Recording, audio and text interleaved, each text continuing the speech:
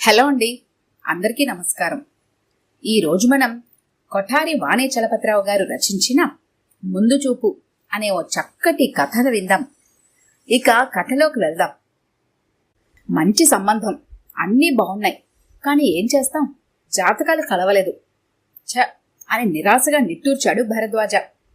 అవునా అంటూ భర్త నిరాశలో తను భాగం పంచుకుంది కాత్యాయిని. గోత్రం వేరైతే ఋషులు కలుస్తున్నాయి, ఆ రెండు సరిపోయాయి కదా అని అనుకుంటే జాతకాలు కలవు. చచ్చే చావుగా ఉంది. తిరగలేక చచ్చిపోతున్నాను ఈ పిల్ల పెళ్లి కోసం. ఇప్పటికీ 2 చెప్పుల జతలు అరిగిపోయాయి అన్నాడు భరద్వాజ. ఆడపిల్లని కన్నాక తప్పుతుందా? అందుకే అన్నారు ఆడపిల్ల గుండెల మీద కుంపటి లాంటిదని. ఆ విజయవాడ సంబంధం ఏమైంది? అదన్నా కనుక్కోండి అంది కాత్యాయిని. శాస్త్రుల గారి దగ్గరికి వెళ్ళొస్తాను ఇప్పుడే. అన్నీ కుదిరితే గాని వ్యవహారం పెళ్లి చూపుల వరకు రాదు, మరి త్వరగా వెళ్ళండి. భరద్వాజ షర్టు వేసుకుని బయటకు వెళ్లటం కోసం చెప్పులు వేసుకుంటున్నాడు. నెల రోజులుగా ఇంట్లో తన పెళ్లి ప్రయత్నాలు జరుగుతున్న తతంగాన్ని నిశ్శబ్దంగా గమనిస్తుంది సమీర. ఆమెకు చిరాకుగా ఉంది, కోపంగా ఉంది, అస్థిమితంగా ఉంది. గోత్రాలు జాతకాలు అంటూ తన ప్రమేయం ఏమీ లేకుండానే తల్లి తండ్రి సంబంధాల వేటలో మంచి చెడులు నిర్ణయించడం ఆమెకు బొత్తిగా నచ్చలేదు. కాలం మారుతున్నా ఈ పెద్దలు మాత్రం మారరు. చదువుకున్న ఆడపిల్లలు తమకు కావలసిన వారిని తామే ఎన్నుకొని కులాలు మతాలు జాతకాలకు అతీతంగా పెళ్లిళ్లు చేసుకుంటుంటే తన ఇంట్లో వాళ్లకు మాత్రం అవి కనబడవు, వినబడవు. ఏనాడైనా తనను దగ్గరికి పిలిచి, అమ్మా నీకు ఎటువంటి వరుడు కావాలి, నీ భర్త ఎన్నికలో మనం పాటించాల్సిన నియమాలు తీసుకోవాల్సిన నిర్ణయాలు ఎటువంటివి అని అడిగారా? ఇద్దరు ఒకటే, వాళ్ల ఇష్టాయిష్టాలు వాళ్ళ అభిప్రాయాలు తనివిగా తన నెత్తిన రుద్ది తల వంచి 3 ముళ్ళు వేయించాలని చూస్తున్నారు అన్న ఆలోచన ఉక్రోషాన్ని రోషాన్ని కలిగిస్తున్నాయి సమీరలో.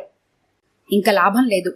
ఇప్పటికైనా వాళ్ల పద్ధతిలో సాగుతున్న ఈ పెళ్లి కొడుకుల అన్వేషణను తాను అడ్డుకోకపోతే వాళ్లకు అనవసర శ్రమ, తనకు అధిక మనస్తాపం తప్పవు అన్న నిర్ణయానికి వచ్చి వెళ్లి తన తల్లిదండ్రులు ఎదుట నిలిచింది సమీర. డాడీ, మీరు నాకు తగిన వరుణ్ణి వెతకటానికి చేస్తున్న ప్రయత్నాలలో భాగంగా నా అభిప్రాయం ఒకటి మీరు అడక్కపోయినా చెప్పాలనుకుంటున్నాను అంది ధైర్యంగా. భరద్వాజ కాత్యాయిని ఇద్దరూ ఒకేసారి ఆశ్చర్యపోయారు. ఎన్నడూ పన్నెత్తి పెద్దగా మాట్లాడినైనా మాట్లాడిన తన కూతురు, తల్లిదండ్రులంటే భయభక్తులతో మెలిగే తన చిన్నారి సమీర ఈ రోజు ఆరిందలా ముందుకొచ్చి నిటారుగా నిల్చొని తల ఎత్తి అంత ధైర్యంగా మాట్లాడుతుంటే వాళ్లు అబ్బురపడిపోయారు. బయటకు వెళ్లబోతున్న భరద్వాజ లోపలికొచ్చి కూతురి ముఖం వంక ఆసక్తిగా చూస్తూ, సారీ అమ్మా, నిన్ను అడగాలన్న ఆలోచనే ఈ మట్టిబుర్రలకు తట్టలేదు. నా ఎంపికలో ఇసుమంత కూడా లోపం ఉండదని గట్టి నమ్మకమే ఇందుకు కారణమై ఉంటుంది. ఇప్పుడు అడుగుతున్నాను, చెప్పమ్మా, నీకు ఎలాంటి వరుడు కావాలి అని మనస్ఫూర్తిగానే ప్రశ్నించాడు భరద్వాజ. కూతురు ఏం చెబుతుందో, ఆమె కోరికల లిస్టు ఎంత పెద్దదో అని ఆసక్తిగా వేచి చూస్తోంది కాత్యాయిని. సమీర తన్ను తాను ముందుగా ప్రిపేర్ చేసుకుని ఆ తరువాత గొంతు విప్పింది. ఆ కంఠంలో ఉద్వేగం, తొందరపాటు, కలవరపాటు లాంటి సంకేతాలు ఏమీ లేవు. నెమ్మదిగా తొనకని నిండు కుండలా ప్రతి మాటలో విశ్వాసాన్ని, స్థిరత్వాన్ని నింపుకుంటూ అంది. డాడీ, నాకు మీరు తెచ్చే సంబంధాల్లో మీరు చూడవలసిన జాతకాలు కాదు, పాతకాలపు అంధవిశ్వాసాలకు, చాదస్తాలకు స్వస్తి చెప్పి మనం కాలం వెంట నడవకపోతే భవిష్యత్తు భయంకరంగా మారిపోతుంది. ఇంతకు నువ్వనేదేమిటే? కుతూహలాన్ని అణచుకోలేని కాత్యాయిని అసహనంగా ప్రశ్నించింది. వయసు, చదువు వంటివి నాకు అతనికి మ్యాచ్ అవుతాయి అనిపించాక, ఒకరికొకరం ఇష్టపడ్డాక మ్యారేజ్ ఫిక్స్ అవటానికి ముందు అతను నేను రక్త పరీక్షలు చేయించుకుంటాం. ఇది మీరు ఒక కండిషన్గా పెట్టండి. అతను బ్లడ్ టెస్ట్ రిపోర్ట్ తెచ్చాకే పెళ్లి కుదిరినట్లు లెక్క అని గట్టిగా చెప్పండి అంది సమీర తొనకని బెనకని కంఠస్వరంతో. అదేంటి, రక్త పరీక్ష ఎందుకు? బోలెడంత ఆశ్చర్యపోతూ అంది కాత్యాయిని. ఎందుకో, పొద్దున్నే లేవగానే పేపర్ తెరిస్తే తెలుస్తుంది. రేడియోలోనో టీవీలోనో వార్తలు వినడమో చూడడమో చేస్తే తెలుస్తుంది. ఎయిడ్స్ అనే భయంకరమైన వ్యాధి భర్త నుండి భార్యకు, భార్య నుండి ఆమెకు పుట్టబోయే బిడ్డలకు వస్తోంది. ఒక పురుషుడు తెలుసో తెలియకో జీవితంలో వేసి ఒక్క తప్పటడుగు తరతరాల వరకు శాపంలా పరిణమించి మొగ్గలోని బ్రతుకుల్ని బుగ్గిగా మార్చేస్తుంది. అందుకే నాకు కాబోయే భర్త ఆరోగ్యవంతుడని, హెచ్ఐవి పాజిటివ్ కాదని నాకు తెలియాలి. కూతురి మాటలకు భరద్వాజ్ ఆశ్చర్యంతో తల మునకలవుతుంటే కాత్యాయనికి చిర్రెత్తుకొచ్చి దీనికి డెఫినెట్ గా పిచ్చి పట్టడమో గాలి సోకటము లాంటిది జరిగింది అంది. ఎయిడ్స్ గురించి పరిజ్ఞానం ఉంటే నువ్వు అలా మాట్లాడవు మమ్మీ. చదివేస్తే ఉన్నమతి పోవటం అంటే ఇదే. దేశంలో రకరకాల రోగాలు కోకొల్లలుగా ఉన్నాయి. అంత మాత్రాన పెళ్లి చూపులకొచ్చిన ప్రతివాడిని అన్ని మెడికల్ టెస్టులు చేయించుకొని నీకేం రోగాలున్నాయని ముందుగానే చెప్పునాయనా అంటే ఆ పిల్లాడు ఇదో మెంటల్ కేస్ అనుకుని భయపడి పారిపోతాడు. హవ్వా, ఫలానా వారి పిల్ల ఇలా అడుగుతోందని నలుగురు అనుకుంటే మాకెంత పరువు తక్కువ అంది కాత్యాయిని ఆశ్చర్యంతో బుగ్గలు నొక్కుంటూ. అంతవరకు అక్కడ గడ్డ కట్టినట్టున్న మౌనాన్ని బద్దలు చేస్తూ భరద్వాజు కూడా కలిగించుకొని అన్నాడు. మీ మమ్మీ చెప్పింది నిజమేనమ్మా. ఇంటికొచ్చిన పెళ్లి వాళ్ళందరినీ నువ్వు ఇలాంటి ప్రశ్నలేస్తే మళ్ళీ ఇంకెవరూ ఈ గుమ్మం తొక్కరు. ప్రాక్టికల్గా నువ్వన్నది అసాధ్యం. ఎందుకంటే ఇది ఇండియా, ఫారెన్ కాదు. ఇక్కడ ఇలాంటి వింటే అంతా నవ్వుతారు, హేళన చేస్తారు, విమర్శిస్తారు. తండ్రి మాటలకు నిరాశతో నీరసించిపోయింది సమీర మనసు. మీరన్నది నిజమే కావచ్చు డాడీ, కానీ సదుద్దేశంతో చేస్తున్న ఒక మంచి పనికి ఎవరో ఒకరు ముందుకొచ్చి అంకురార్పణ చేయాలి కదా. లోకులకు భయపడి అడుగు వెనక్కి వేస్తే మన భవిష్యత్తు, సమాజ శ్రేయస్సు సాధించగలమా? ఈ విషయంలో మాత్రం నన్ను బలవంత పెట్టకండి డాడీ. నా పెళ్లి విషయంలో మీరు తొందరపడకండి. నా కండిషన్కు ఒప్పుకునేవాడు, నా మాటల్లోని ఔన్నత్యాన్ని గుర్తించగలిగినవాడు, కాలానికి అనుగుణంగా ఎదగగలిగిన మనసున్నవాడు లభించినప్పుడే నేను పెళ్లి చేసుకుంటాను అని తన నిర్ణయానికి తిరుగులేదు అని అర్థం వచ్చేలా మరో మాట మాట్లాడకుండా విసురుగా అక్కడి నుంచి వెళ్లిపోయింది సమీర. కాత్యాయిని, భరద్వాజ ఇద్దరు ఒకరు ముఖాలొకరు చూసుకున్నారు. ఆమె ముఖంలో కోపం, అతని ముఖంలో అయోమయం కొట్టొచ్చినట్లు కనబడుతున్నాయి. సుడిగాలిలా తన గదిలోకి వచ్చి తలుపులేసుకుని పక్క మీద వాలిపోయింది సమీర. దిండులో తలదూర్చి పడుకున్న ఆమెకు ఆ సమయంలో తన ప్రాణ స్నేహితురాలు కావేరి కళ్ల ముందు కదిలింది. వెంటనే కళ్ల వెంబటి గిర్రున నీళ్లు తిరిగాయి. పాపం కావేరి అనుకుంది సమీర జాలిగా. అడుగులో అడుగుగా, మాటలో మాటగా, అన్నింటా తాముగా 5 సంవత్సరాలు కలిసిమెలిసి స్నేహం చేశారు సమీర, కావేరి. జలపాతం లాంటి సమీరకు ఆగి ఉన్న నదిలాంటి కావేరికి జత ఎలా కలిసిందన్న ప్రశ్న వాళ్ళిద్దరినీ చూసిన ఎవరి మనసులోనైనా కలుగుతుంది. కావేరి మధ్యతరగతి కుటుంబంలో పుట్టి పెరిగిన పిల్ల. అధిక సంతానం, ఆర్థిక ఇబ్బందులు వంటి కుటుంబ సమస్యలతో మునిగి తేలుతున్న తల్లిదండ్రులు ఎలాగోలా కావేరి పెళ్లి చేసి తమ బాధ్యతల బరువును దింపుకోవాలన్న ఆరాటంతో సంబంధాలు చూడటం మొదలుపెట్టారు. అప్పుడు కావేరికి పట్టుబడి 18 ఏళ్లు లేవు. కట్నం పైసా అయినా అడగకుండా పెద్దింటి సంబంధం ఒకటి కావేరిని తమ కోడల్ని చేసుకుంటామని అడగగానే కలిసొచ్చిన అదృష్టమిది అనుకుంటూ పట్టలేని ఆనందంతో పెళ్లి జరిపించారు. కావేరి చాలా అదృష్టవంతురాలు అన్నారు ఇరుగు పొరుగు బంధువులు. అత్తగారింట్లో అడుగుపెట్టిన ఓ సంవత్సరం కాపురం చేశాక గాని తనెంత దురదృష్టవంతురాలో తెలియలేదు ఆమెకు. ఆ రోజు ఏడుస్తూ కావేరి తనకు రాసిన ఉత్తరంలోని ప్రతి అక్షరం ఇప్పటికీ గుర్తున్నాయి సమీరకు. సమీరా, నా జీవితం సర్వనాశనమైందే. ఇక్కడ నేను 2 రోజుల నుండి గుండెలు పగిలేలా ఏడుస్తున్నాను. నా ఏడుపుని ఎవరూ పట్టించుకోవడం లేదు. నన్ను చూసి ఎవరూ అయ్యో పాపం అనుకోవడం లేదు. అందుకే నా ప్రాణ స్నేహితురాలవైన నీకు చెప్పుకుని ఏడుద్దామని ఈ లెటర్ రాస్తున్నాను. ఈ కష్టకాలంలో నీకన్నా నాకు దగ్గరవారు ఎవరున్నారు? సమీరా, నేను మోసపోయానే. పెళ్లి పేరుతో నన్ను అందరూ అన్యాయం చేశారు. పెళ్లి గురించిన ఆలోచనైనా నా మనసులోకి రాకముందే నాకు బలవంతపు పెళ్లి చేసి నన్ను సంసార కోపంలో పడేశారు. అక్కడైనా ఆనందం వెతుక్కుందామని ప్రయత్నిస్తుంటే మొన్న తెలిసిన ఒక వార్త నన్ను అధపాతాలానికి పడేసినట్లుగా అయింది. నేను ప్రెగ్నెంట్ నని నీకు ఉత్తరం రాస్తే ఒక పక్క అభినందనలు తెలుపుతూనే మరో పక్క మెత్తగా చీవాట్లు పెడుతూ వ్రాసావు. నీకు బుద్ధి లేదు, అప్పుడే పిల్లలేంటి అని. ఇప్పుడు నేను వ్రాయబోతున్న నిజం నన్నే కాదు, నీ గుండెలు కూడా బద్దలు చేస్తుందని నాకు తెలుసు. ఎప్పటిలాగే మొన్న నేను మళ్లీ గైనకాలజిస్ట్ దగ్గరికి వెళ్ళాను. ఆవిడ ఏవేవో పరీక్షలు చేయించింది. రిపోర్ట్లలో ఏమని వచ్చిందో తెలుసా? నాకు నా గర్భస్థ శిశువుకి ఎయిడ్స్ అని. అది వినగానే నాకు ఈ ప్రపంచం గిర్రున తిరుగుతున్నట్లు, ఆకాశం అమాంతంగా విరిగి నా నెత్తిన పడినట్టు అనిపించింది. అది ఎలా సోకిందో, ఎందుకు వచ్చిందో తెలియని అయోమయ స్థితిలో రిపోర్ట్స్ మా వారికి చూపిస్తే ఆయన ఆశ్చర్యపోవటానికి బదులు ముఖం అదోలా పెట్టారు. ఆ ముఖంలో ఏదో అపరాధభావం కనిపించి నిలదీసి అడిగితే తప్పించుకునే సాకులేవో చెప్పి బయటకు వెళ్లిపోయారు. మా అత్తగారిని అడిగితే వాడు కాస్త అల్లరిగా తిరుగుతున్నాడని, పెళ్ళైతే దారికొస్తాడన్న ఆలోచనతో నిన్ను కట్టబెట్టాం. మగవాడన్నాక పెళ్ళాం వచ్చిందాక మడికట్టుకుని కూర్చుంటాడా ఏంటి అని సన్నాయి నొప్పులు నొక్కింది. నాకు ఒళ్ళు మండి, నిజం చెప్పండి, పెళ్లి కాకముందే మీ అబ్బాయికి ఎయిడ్స్ ఉంది కదూ అని గద్దించి అడిగితే ఆమె కాస్త కంగారు పడిపోయి, మనిషన్నాక రోగాలు రాకుండా ఉంటాయా? కాపురం చేస్తుంటే వచ్చిందని అదృష్టాన్ని బట్టి ఎలాంటి రోగాలైనా మటుమాయమవుతాయని నమ్మాను. నీకు నీ పుట్టబోయే బిడ్డకు కూడా అంటుకుంటుందని నేను కలగన్నానా అంది. ఆ సమాధానం అక్కడికక్కడే ఆమె గొంతు పిసికి చంపేయాలన్నంత కోపాన్ని తెప్పించింది నాకు.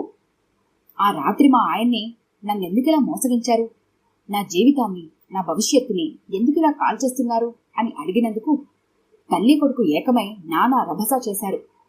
దిక్కున చోట చెప్పుకోమన్న తీవ్ర స్థాయిలో మొండిగా వాదించారు. ఎవరికి చెప్పుకొని నీకు తప్ప?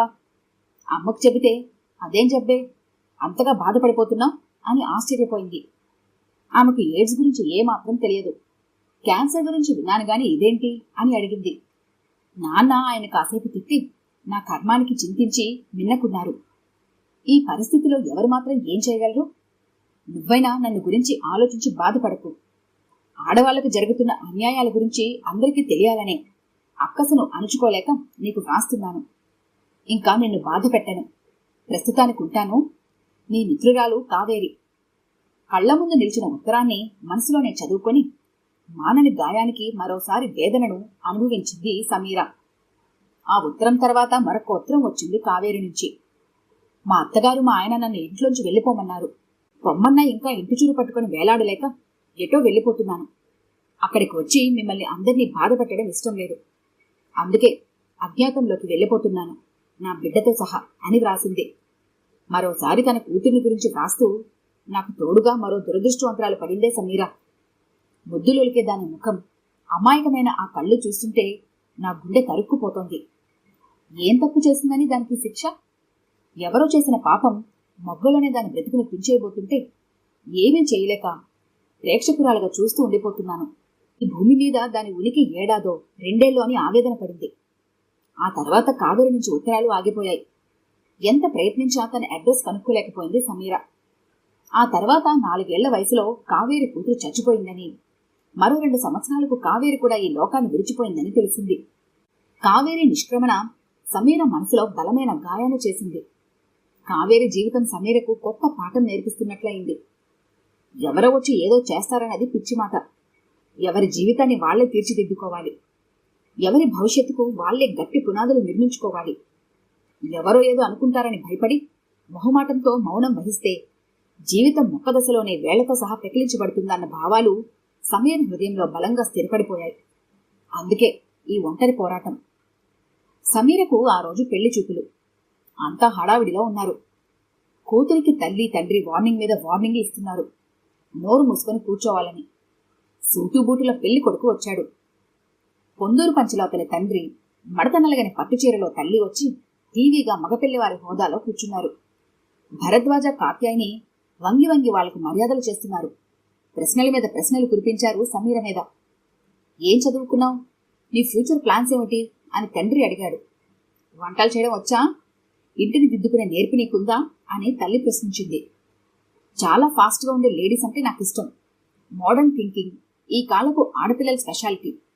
మీరు ఆ టైపే కదా అని ప్రశ్నించాడు పెళ్లి కొడుకు. అన్నిటికీ ఓపిగ్గా సమాధానం చెప్పింది సమీర.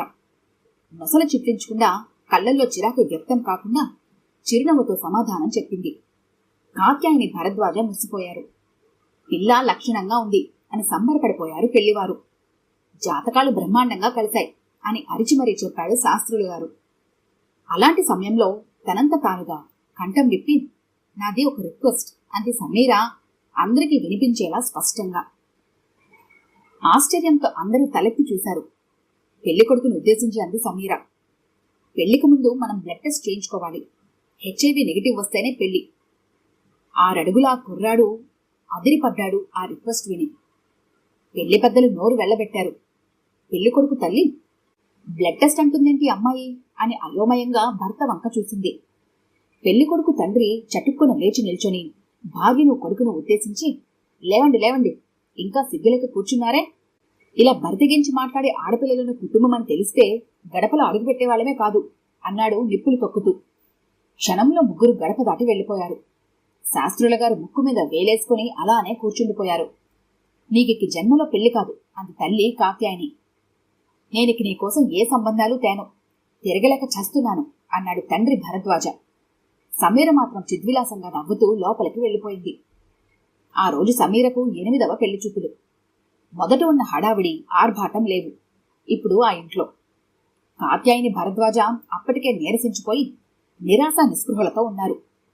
అందుకే రొటీన్లా పెళ్లిచూపులు ఏర్పాట్లు చేస్తున్నారు. ఎప్పటిలాగా ఆ రోజు ఆ పెళ్లివారు అందరిలాగానే వచ్చారు. చిరునవ్వుతో ఆహ్వానించి సోఫాలో కూర్చోబెట్టడం అయింది. కాఫీలు ఫలహారాలు తెచ్చిచ్చి తీసుకోండి అని మర్యాదపూర్వకంగా అన్నారు. పెళ్లికొడుకు తండ్రి తల్లి సమీరను ప్రశ్నలేవో అడిగారు. తొనకని నిండుకుండలా కూర్చొని తన సహజ ధోరణిలో అనవసరపు సిగ్గులు బిడియాలు లేకుండా తలెత్తి సమాధానం చెప్పింది సమీర. అమ్మాయి మాకు నచ్చింది, మీకు మా సంబంధం నచ్చితే త్వరలోనే ముహూర్తాలు పెట్టుకుందాం అంది పెళ్లికొడుకు తల్లి అత్యుత్సాహంతో. అలా చెయ్యండి, జాతకాలు కూడా దివ్యంగా కలిశాయి అన్నారు శాస్త్రులు గారు. నాదొక రిక్వెస్ట్ అంది సమీర. అయిపోయింది, ఇక ఈ సంబంధం కూడా హుష్కాకి అనుకున్నాడు భరద్వాజ్. దీనికి ఎంతగా చెప్పి తీసుకొచ్చినా ఆ గూటి చిలుక అన్నట్లుగా ఆపలికే పలుకుతోంది. దీనికి ఇదేం పిచ్చో అర్థం కావటం లేదు. దీన్ని పెద్ద చదువులు చదివించి పొరపాటు చేశాం అనుకుంది కాత్యాయని. అడగదలుచుకుందేదో అడిగేసింది సమీర. గుండెలు పీచు పీచుమన్నాయి ఆమె తల్లిదండ్రులకు. ఒక్క నిమిషం అక్కడ నిశ్శబ్దం చోటు చేసుకుంది. తుపాను ముందు నిశ్శబ్దంలా అనిపించింది అక్కడ వాళ్లకు ఆ మౌనం. సమాధానం కోసం ఎదురుచూస్తున్న అవతలి వాళ్ల ఫేస్ రీడింగ్ చేస్తోంది సమీర. ఉన్నట్లుండి ఎవరో సభాష్ అన్న కంఠస్వరం ఆ వెంటనే కరతాళ ధ్వని వినిపించి అందరూ తలెత్తి చూశారు. ఆనాటి పెళ్లి చూపులకు పిల్లవాడి వెంట అతని తల్లి తండ్రితో పాటు మేనమామ కూడా వచ్చాడు. అతనికి సంబంధించినవే ఆ మాట, ఆ కరతాళ ధ్వని. వెరీ గుడ్, నువ్వు నాకు చాలా చాలా నచ్చేశావమ్మా. ఈ కాలం పిల్లలంటే ఇలా ఉండాలి అంటూ మేనల్లుడి వైపు తిరిగి, నువ్వు చాలా అదృష్టవంతుడురా వికాస్, ఐ కంగ్రాచులేట్ యూ. ఇంత ధైర్యం, ఇంత ముక్కుసూటితనం, ఎంతో ముందు చూపు, పరిస్థితులకు అనుగుణంగా స్పందించే ఫాస్ట్నెస్ ఉన్న ఈ అమ్మాయి నీ భార్యగా రాబోతుంది. ఇక నీ సంసారం నందనవనమే అనుకో అన్నాడు ఆయన. ఆయన పేరు డాక్టర్ కృష్ణమోహన్. ఒక ప్రభుత్వ హాస్పిటల్లో సూపరింటెండెంట్గా వర్క్ చేస్తున్నారు. వైద్య రంగంలో తలనెరిసిన అనుభవం ఉన్న వ్యక్తి. ప్రస్తుతం సమాజాన్ని మహమ్మారిలా పట్టి పీడిస్తున్న ఎయిడ్స్ను పారదోలటానికి విశేషంగా కృషి చేస్తున్న పరిశోధకుడు. అలాంటి వ్యక్తిని, అంత మహోన్నతుడిని సమీర ధైర్యం, పెట్టిన కండిషన్ అంతగా స్పందింపచేశాయంటే చేయవు మరి. పెళ్లికొడుకు వికాస్ వృత్తిరీత్యా ఇంజనీర్ అయినా ప్రవృత్తిరీత్యా సామాజిక స్పృహ కలిగిన వ్యక్తి. చదువుకున్న ఆడపిల్లల చురుకుదనం, తెలివితేటల పట్ల ఇష్టం, నమ్మకం ఉన్నవాడు. అందుకే చిరునవ్వుతో సమీర వంక చూస్తూ, మీరు అడిగిన దానికి నేను మనస్ఫూర్తిగా అంగీకరిస్తున్నాను. ఇద్దరం రక్త పరీక్షలు చేయించుకొని వైద్యులు మనం ఆరోగ్యవంతులమని, మన ఇద్దరి బ్లడ్ గ్రూప్లు సంసార జీవితానికి మ్యాచ్ అవుతాయనే సర్టిఫికెట్ ఇచ్చినప్పుడే మనం పెళ్లి చేసుకుందాం అన్నాడు గంభీర స్వరంతో. సమీర కళ్లల్లో 2 మెరుపు తీగల తలుక్కుమని మెరిశాయి వెంటనే. తను కోరుకున్న వ్యక్తి, తనను అర్థం చేసుకోగల పురుషుడు తన జీవిత భాగస్వామిగా రాబోతున్నందుకు ఆమె మనసు పురివిప్పి నెమల్లా నాట్యం చేసింది. ఇంకా నమ్మకం కలగక ఇది నిజమా లేక కళ అన్నట్లు చూస్తున్నారు కాత్యాయని భరద్వాజ్. నిజమని ఎదుటి దృశ్యం చెబుతున్నా తమ కళ్ల మీద తమకే విశ్వాసం లేనట్లు అనుమానంగా పెళ్లికొడుకు తల్లి తండ్రి వంక చూశారు. తండ్రి విశ్వనాథరావు భరద్వాజ్ వంక చూస్తూ, మిమ్మల్ని చూస్తుంటే నాకు చాలా ఈర్ష్యగా ఉంది భరద్వాజ్ గారు. ఇంత అందం, ఇన్ని తెలివితేటలో ఉన్న ఈ అమ్మాయి మీ కూతురుగా మీ ఇంట పుట్టినందుకు. ఈ పెళ్లి కుదిరాక ఈ ఈర్ష్య కొంచెం తగ్గుతుందిలేండి. ఎందుకంటే ముందు ముందు ఈ అమ్మాయి నా ఇంటి కోడలుగా నాతోటే ఉండబోతున్నందుకు. అప్పుడు మీరే నన్ను చూసి ఈర్ష్యపడాలి అంటూ బిగ్గరగా నవ్వాడు ఆయన. ఈ ఎయిడ్స్ గీడ్స్ నాకేమీ తెలియదు గాని నాకు మాత్రం ఈ అమ్మాయి చాలా చాలా నచ్చేసింది. మా కాలంలో మాకు లేని చదువులు, తెలివితేటలు, ధైర్య సాహసాలు ఈ కాలపు పిల్లల్లో ఉండటం చూసి నేను ముచ్చట పడిపోతూ ఉంటాను. ఈ రోజుల్లో పుట్టక ఆ రోజుల్లో ఎందుకు పుట్టానని బాధపడుతూ ఉంటాను. చూడమ్మాయి సమీరా, నాకు ఆడపిల్లలు ఎలాగూ లేరు. కోడలైనా కూతురువైనా నువ్వే మాకు. పెళ్లిచూపుల ప్రశ్నలో, కండిషన్స్లో సైతం చోటు చేసుకున్న ఆ ఎయిడ్స్ అంటే ఏమిటో, దాని సంగతి, సందర్భాలు అన్నీ మా ఇంటికొచ్చాక నువ్వే నాకు చెప్పాలి. నన్ను గురించి పట్టించుకోవడానికి మా ఇంట్లో ఈ మగమహారాజు ఇద్దరికి టైం ఉండదులే. అందుకని అంటున్నాను అంది ఆ కాలంలో పుట్టిన, ఈ కాలంలో మనిషిలా కనిపించే రాజ్యలక్ష్మి. అందరూ ఓకే అనడంతో గుండెల నిండా ఊపిరి పీల్చుకున్నారు కాత్యాయని భరద్వాజ. తమ కడుపున పుట్టి తమ ఇంట పెరిగిన తమ కూతురి తెలివితేటల మీద తమకు లేని నమ్మకం, విశ్వాసం ఇతరుల కంఠంలో ధ్వనించగా విని సిగ్గుపడ్డారు కూడా. ఈ కథ కనుక మీకు నచ్చినట్లయితే లైక్ చేయండి, షేర్ చేయండి. మరిన్ని ఇంట్రెస్టింగ్ కథల కోసం మా ఛానల్ని తప్పకుండా సబ్స్క్రైబ్ చేసుకోండి.